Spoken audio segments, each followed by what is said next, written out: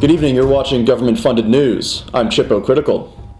International Trade Minister Marion appeared before the House of Commons Ethics Committee on Friday to answer questions about contracts given to her close friend and CBC contributor for media training at approximately $3,000 an hour.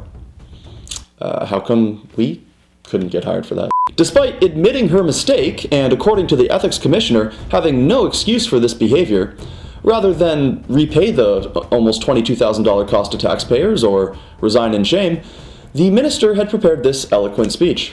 I recognize that my mistake means that I will have to work even harder.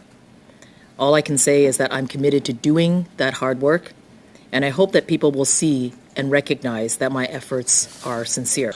Okay, no, it's fine. She's going to work hard, so that makes it okay. You know, it's a one-off anyway. It's not as though Liberal MPs have some pattern of ethics violations. The Ethics Commissioner is calling for all Liberal ministers and parliamentary secretaries to receive mandatory ethics training after witnessing a concerning succession of mistakes by senior government officials who keep breaking ethics laws. The Commissioner said that despite offers to provide training and educational sessions, a very small proportion of MPs and staffers have taken him up on that offer.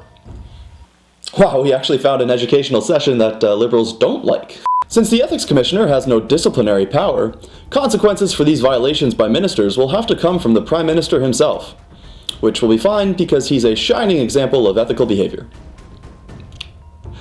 Come on guys, we gotta say things that are somewhat believable. In other news, fitness may be less accessible than ever. Yes, despite its popularity, fitness often remains inaccessible and could be made more equitable, according to an academic who studies contemporary culture. Author and academic Natalia Petricella claims it's more difficult than just going out for a run, pointing to systemic barriers.